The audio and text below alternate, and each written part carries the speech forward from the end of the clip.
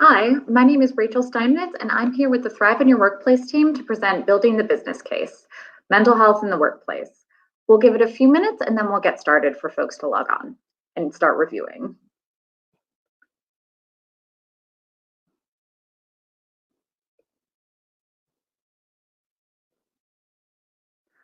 Great, we're going to get started now. So today we're going to be talking about a couple of different things. But first I wanted to tell you a little bit more about Thrive in Your Workplace. So Thrive in Your Workplace is a public-private partnership that helps local employers integrate mental health support at the workplace. And for free, we work with employers across multiple different sectors to help shape a customized workplace mental health strategy and help design and implement evidence-based workplace mental health initiatives. And our goals are to really promote employee mental health and connections to mental health care. Today, we're going to talk about some of the objectives for the presentation, talk about why the business case for mental health investment is so important, particularly now, and then talk about some key tips for developing the business case and how to present this to your workplace. We'll also talk about some frequently asked questions and also go into some case studies about how this might look in your workplace.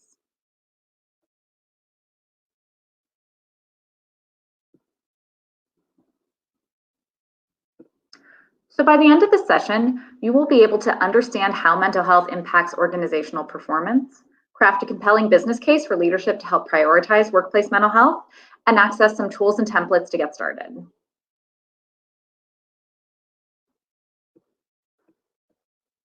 So first of all, why create a workplace mental health business case? Why is this so important? Leadership change and support is a critical element of making any workplace initiative be successful for change. It is a necessary component to move forward, but will require collaboration to be ultimately successful.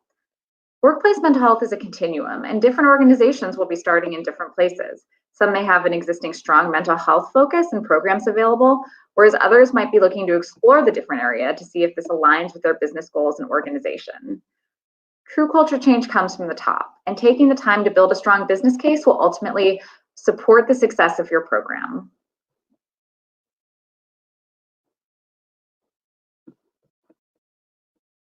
So a business case can communicate the impact of mental health on individuals and organizations. When beginning to think about workplace mental health, it's important to have a basic understanding of what mental health is and how it can affect the business. We're going to go into that now.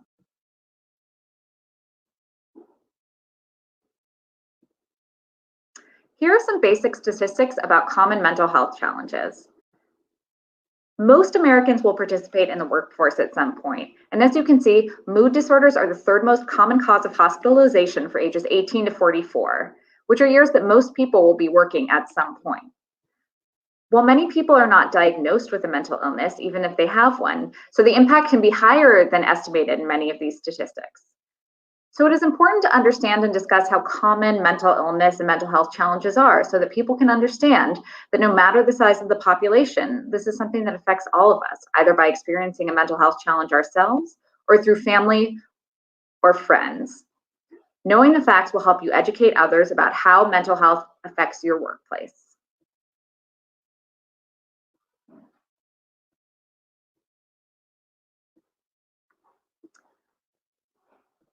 Some common mental health conditions like depression and anxiety can present with symptoms that affect all aspects of our lives at home and at work. So as you can see, here are some common symptoms that may be related to depression or anxiety, such as poor concentration, difficulty making decisions, irritability, or aggression. Other examples of symptoms can include changes in sleep habits, irritability, lack of energy, or poor concentration. It's also important to note that the work environment can impact mental health symptoms and increase stress. There's a relationship there. I also wanted to call out stress and burnout, which are not technically considered mental illnesses, but they are symptoms of distress that can cause individual suffering and may eventually turn into mental illness and impact employees at work.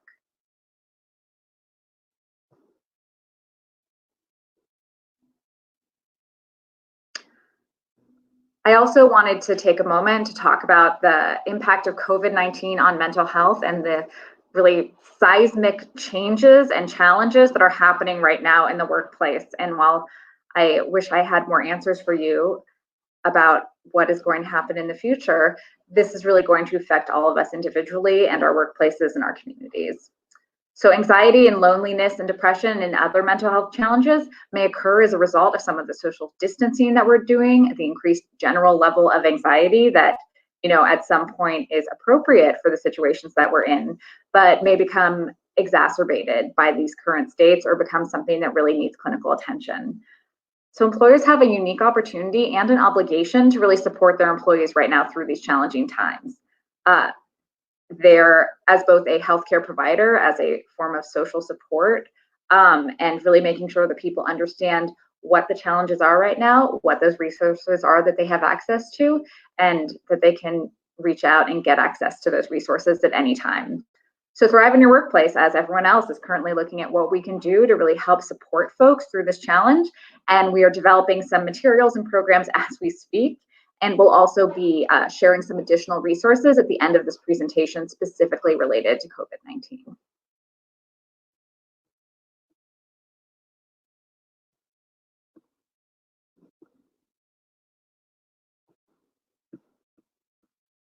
So now back to talking about mental illness in general and its impact on the workplace. So mental illnesses have both direct costs, such as increased healthcare expenditures, and indirect costs, such as losses in productivity. Let's break this down a little bit more.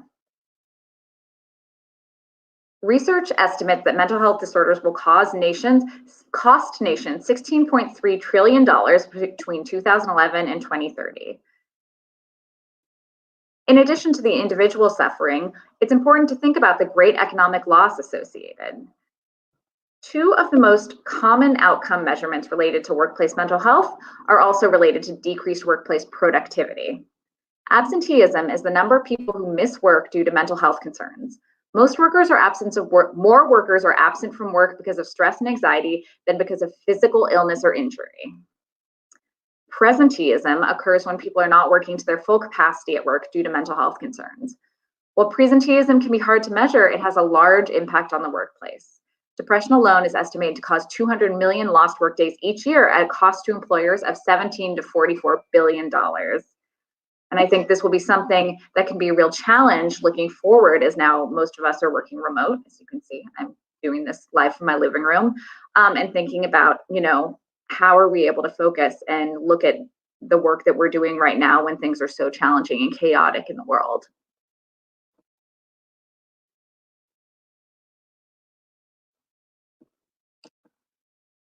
A recent WHO-led study estimates that depression and anxiety disorders alone cost the global economy $1 trillion each year in lost productivity. And again, these are only two of the mental health challenges, and the real number will be much higher related to all of the other mental illnesses and mental health challenges that folks are experiencing.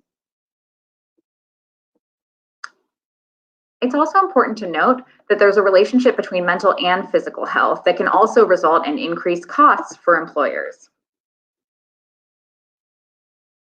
People with mental illnesses often have co-occurring chronic disorders such as diabetes or heart disease.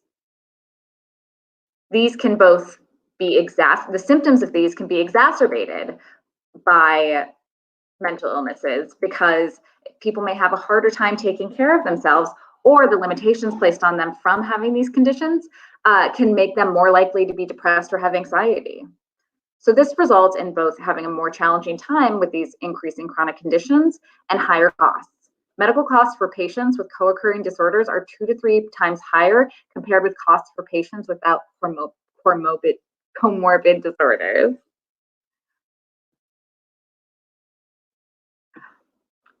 So where is the good news in all of this?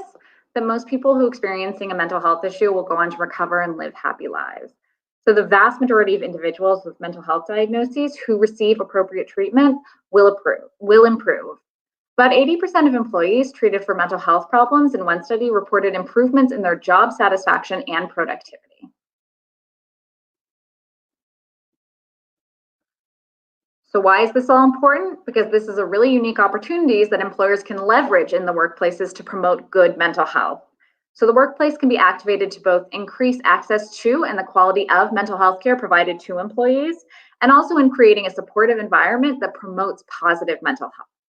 In doing so, employers may reap the social and economic benefits of a mentally healthy workforce. One WHO study estimated that every $1 invested in prevention and treatment provides a return of $4 in improved health and productivity to the US economy.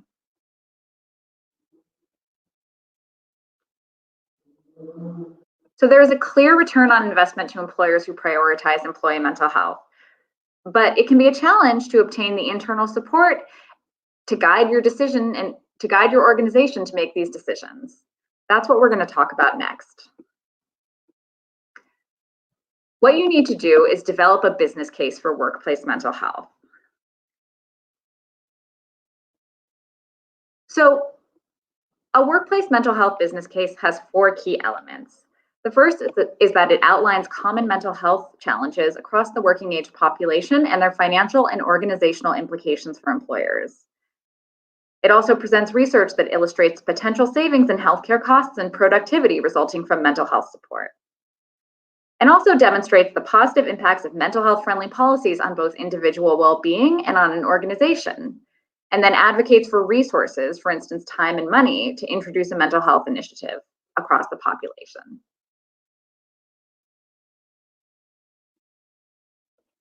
Laying the groundwork with a deep understanding of both mental health and of your organization before diving in can be really helpful in getting others on board with how you're going to develop your workplace mental health initiative.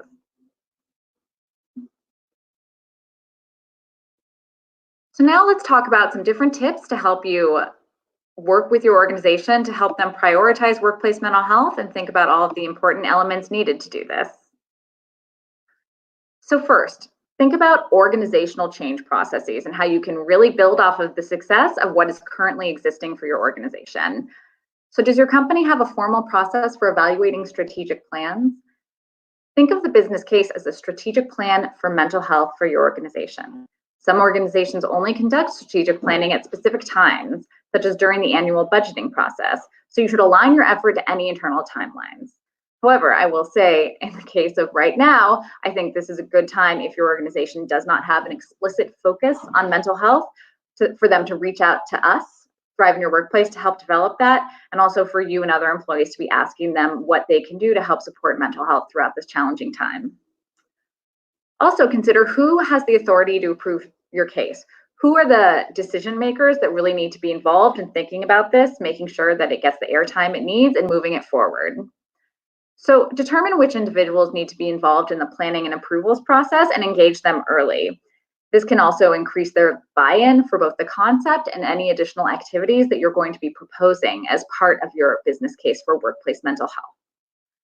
And then think about what level of detail is suitable for your organizations. Think about who you're going to be presenting this to and what type of information they prefer to have.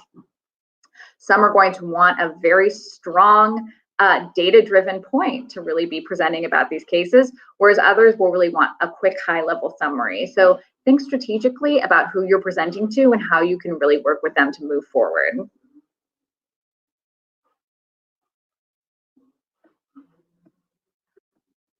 Tip number 2, know your audience. Identify the key stakeholders and decision makers and consider the following. So what do they stand to gain or lose from this opportunity? Are there folks within the organization or other factors that influence decision making? Are there similar initiatives that they have supported in the past? And how do they prefer to receive information? Knowing your audience can really help result in success for your initiative by making sure that you're presenting as strong a case as possible.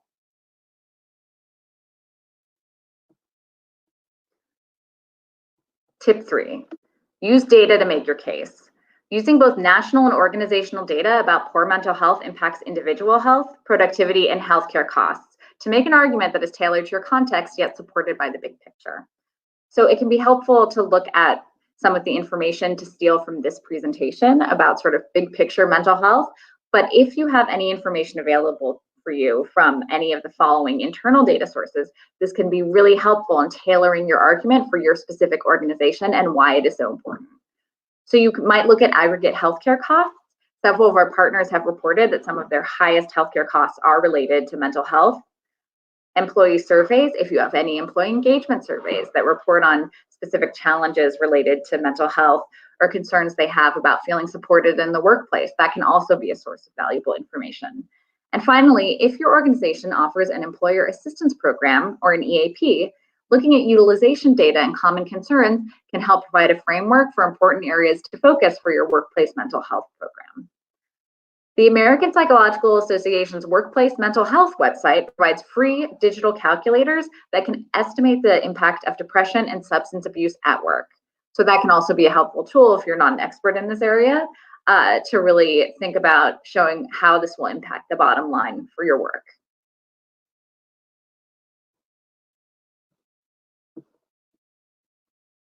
Okay, so that was a lot of information. So now we're going to really look at some of the business cases about how we might implement this into the workplace mental health. But before I go into that, I'm going to go shoot over to our streaming and see if there are any questions. Oh, hi, Emily. There are questions. Okay. So this question is, I'm wondering if you have any recommendations about how a sufferer can bring up mental health issues with coworkers. What information might be helpful for managers or colleagues to know?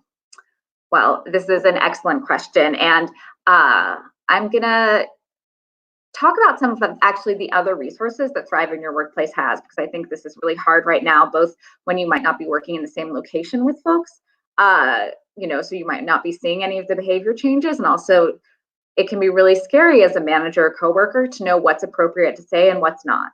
So first, I would recommend joining the Thrive in Your Workplace program, because we have a free training, and I can share all these resources with everyone across this, about supportive management for workplace mental health. So this really talks about, as a manager, but it's applicable to anyone, how you can talk to someone appropriately about workplace mental health. And it uses a framework developed by Mindshare Partners, who is a fantastic nonprofit that's really a leader in this workplace mental health area, called Name, Normalize, Navigate. And I think this can be helpful to remember if you're seeing that someone might be having some challenges but feeling really apprehensive about approaching. So you can, ask an open-ended question, or maybe mention some things that you've noticed, hey, it seems like you've been having a hard time focusing in meetings, and I would couch that with that right now, this is a really challenging time for everyone, is everything okay? And if the person feels comfortable disclosing that they're having a hard time, the next step is you want to normalize it, which is really, yes, that makes a lot of sense. I'm having a hard time too with this. I'm really trying to work through, my own anxiety about what's going on in the world. And then you want to navigate. And so this is the really critical piece. If you're going to ask someone about their mental health, or if you're opening up that conversation, you want to make sure that there are resources available to navigate them too. So if you're working in an organization, you can really look at your benefits program or your employee assistance program. Those would probably be the first resources to guide folks if they're having mental health challenges. But later in this presentation, I'm going to talk about some other resources that are available to folks if they're having mental health challenges and may not be able to go through their insurance. NYC Well is a free New York City resource where folks can call anytime to talk to someone and get connected to other services if they need. And also Governor Cuomo recently, I think yesterday, brand new mental health line that folks are also able to call. So that information will be included in this presentation. And we can also make sure that that's distributed along with some other materials. I think a couple of other areas that are important to note if you're talking to someone about mental health is you want to make sure that unless you are their clinician, you're not diagnosing. So you wouldn't want to say, oh, you look really depressed, like what's the matter with you?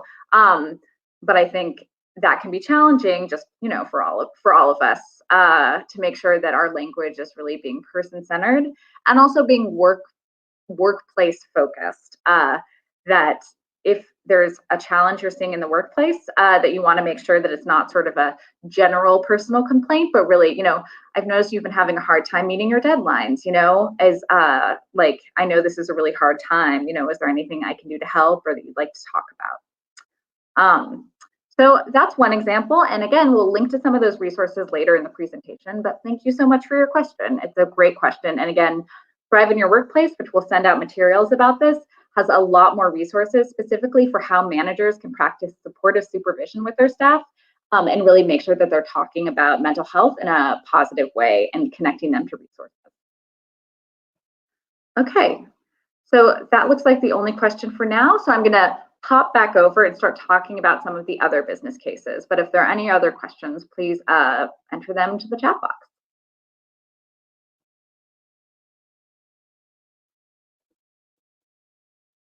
All right, so this is our first business case example.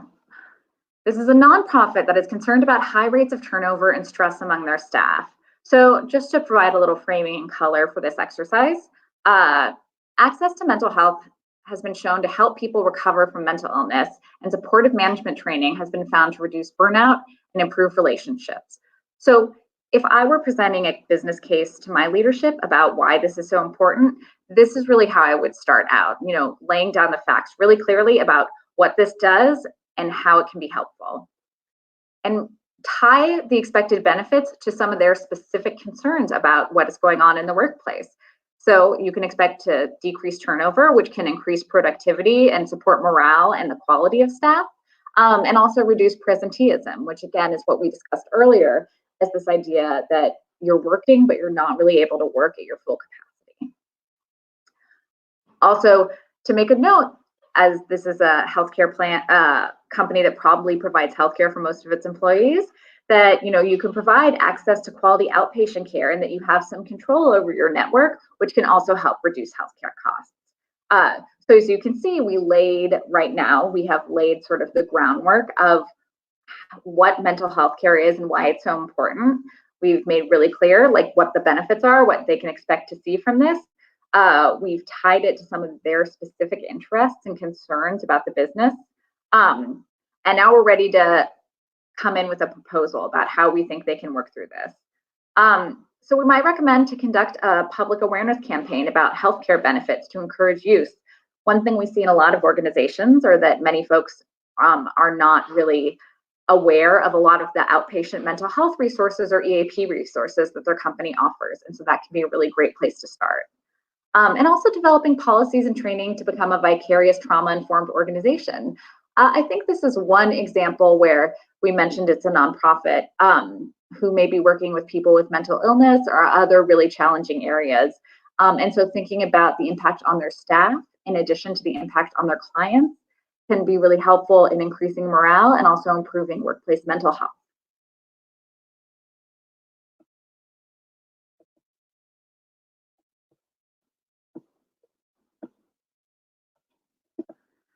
So another example is for our business case B. So in this case, we're setting the premise that a business leader is interested in workplace mental health, but remains suspicious about its promise to improve the organization. So this is where a business case is really important to get that leadership buy-in that's really going to be necessary for your program to be successful in the future. So let's think about, what are they most interested in?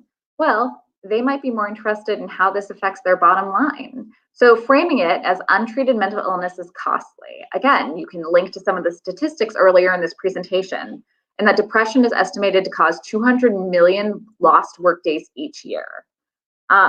And then if you are able to access some of the company's resources, you can look at, based on their healthcare and EAP usage, substance abuse might be a common problem among staff at this company. So again, looking at the national issues, connecting it to what is really important to them as leaders, and then using some of your individual organization's information to really frame why this is such an important case. And then thinking about some of the expected benefits.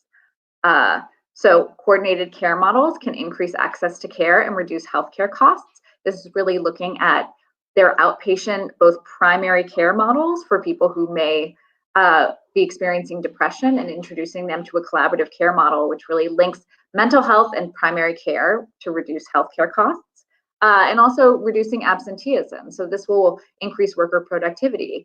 You might be having a bunch of employees who need to take short-term disability or other leaves related to mental health challenges. By providing this extra care to avoid that negative outcome, you can really improve their worker productivity and workplace mental health. So once you've done those two areas, you want to bring in the proposal. So Potentially for a larger organization, this might be an option to hire mental health staff to provide on-site counseling to employees and increase access to psychiatry services via telemedicine. Um, it can also be helpful, or a potential solution would be to develop workplace policies that limit alcohol at company events and conduct an educational campaign about substance use, if that's one of your high areas of spend or employee concerns that you're seeing being brought up.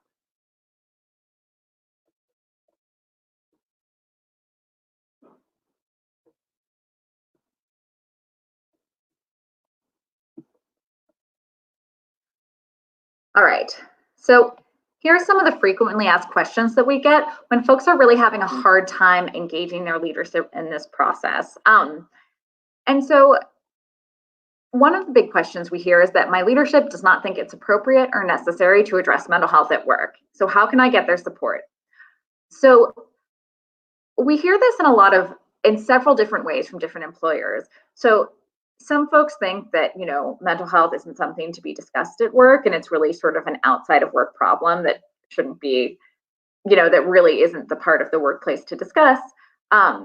Whereas others might be a little dubious and lack a lot of knowledge about what mental health is and not understand sort of why it's important to address in the workplace.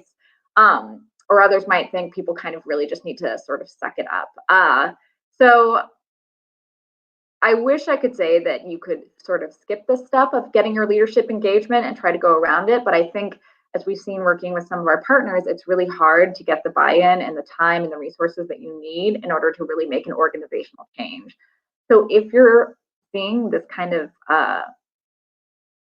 sort of blockage from leadership, it's really important to take the time to address it. So one way to do that is to explain that workplace mental health programs do not and should not provide a mental health diagnosis or treatment. So we're not asking anyone's manager to diagnose them with a mental health problem. But it's really focusing on creating a supportive environment that encourages access to care. So there are two components of this, and depending on your leadership, they might be more interested in one or the other, but they also interact greatly. There is the importance of mental health at work, and also the idea of psychological safety at work, which is a term that was coined by Google and which really focused on the idea that people felt okay sharing at work. They felt comfortable opening up about their ideas and that they weren't going to be attacked for sharing their information or concerns. And I think there are several different elements of psychological safety that relate to mental health at work specifically, because if you do not feel safe sharing at your workplace, you're definitely not going to feel safe expressing any mental health concerns or challenges.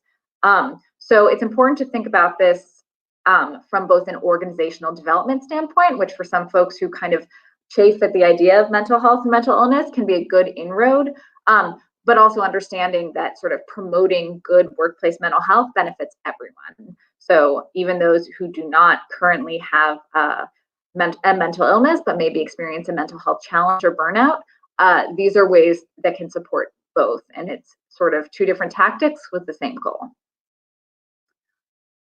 Another question we frequently get is that we already offer mental health benefits and anyone with an issue can just call the EAP. Why should we continue to focus on this issue? So there are a couple of different components of this question that we've talked about with employers. And one thing that's been really interesting to see from both managers and employees is that many folks think that the EAP is a really great resource, but they want something internally, so it's not just sort of shoving the issue outside of the program or outside of the office, but rather a way to address some of these mental health challenges or organizational challenges within the workplace.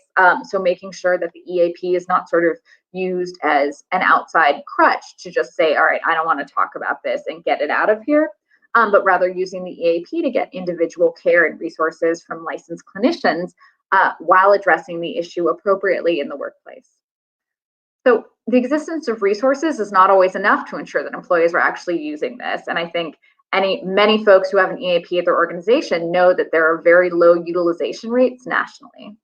So it's really important to make sure that folks know what the EAP is or other services that are available and how to outreach to them. If possible, you can review benefits information to determine those utilization rates and identify if there's an opportunity to improve awareness of services. So again, this idea that just offering or just saying we have all these policies, if no one's using them, then you need to take your communication and other efforts a step further to make sure that people have the knowledge about what they are, how to access them, and really feel supported by their employer that they can get the resources they need.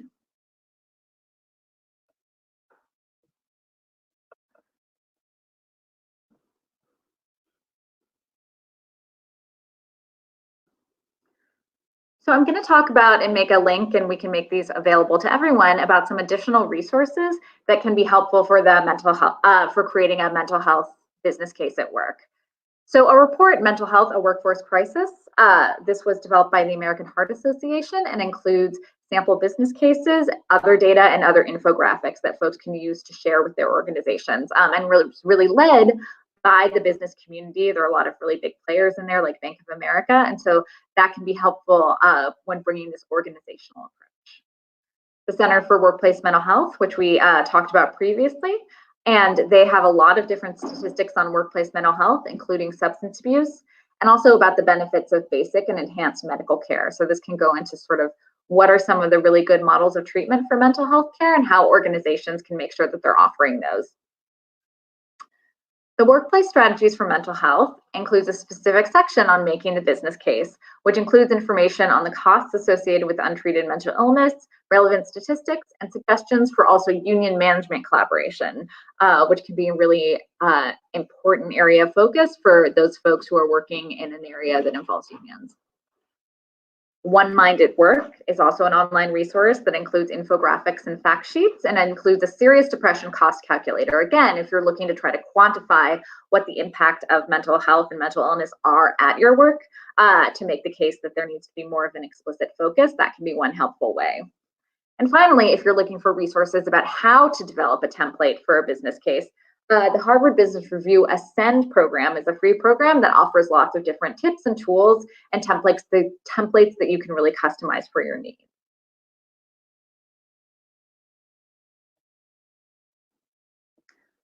So in addition to those resources, I also wanted to make folks aware of some specific resources related to COVID-19 for promoting mental health. So one is the Thrive NYC Mental Health at Home, which lists free mental and social services for New Yorkers. So that can be a great resource for folks. Mental health and COVID-19 information and resource is documents national resources related to mental health. And we've also included some links to the New York City Department of Health guidance for businesses and non-healthcare settings and coping with stress during infectious disease outbreaks. The CDC's Manage Anxiety and Stress lists specific strategies for managing stress and anxiety as an individual, but also tips that employers can take to support their employees. So those are more resources that include some individual strategies as well as organizational approaches.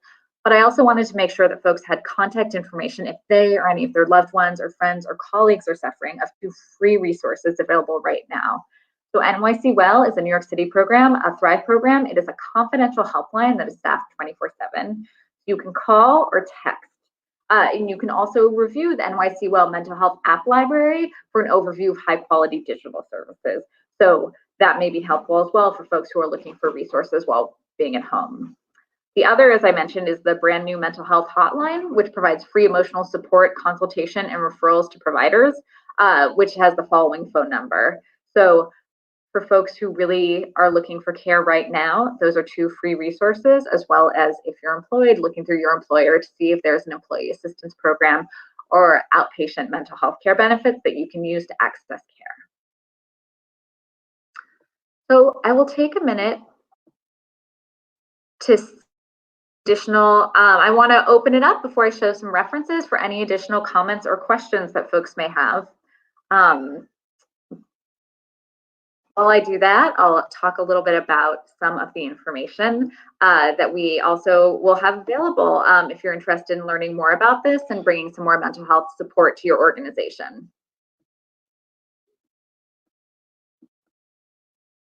So thank you for joining us today. I know these are very challenging and stressful times for everyone. And if there's any way that Thrive in Your Workplace can support you or your business in really thinking about how to thoughtfully integrate mental health over the next few weeks and months, please feel free to reach out at the email below and we can share some information.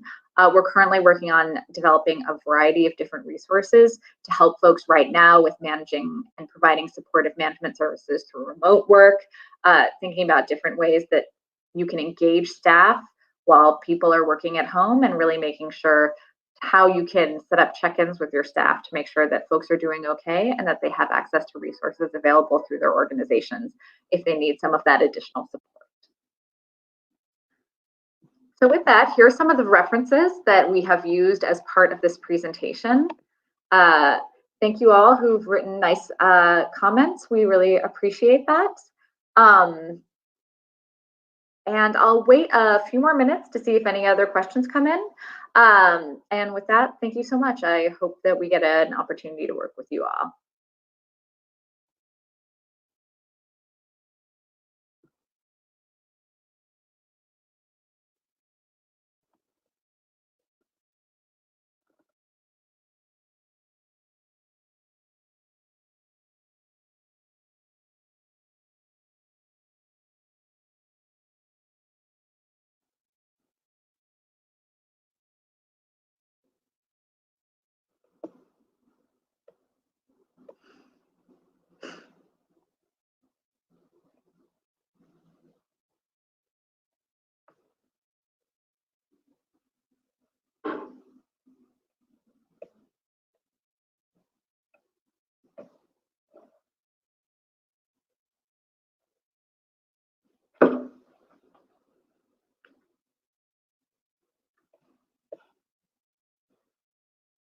All right, everyone, we're going to end this broadcast.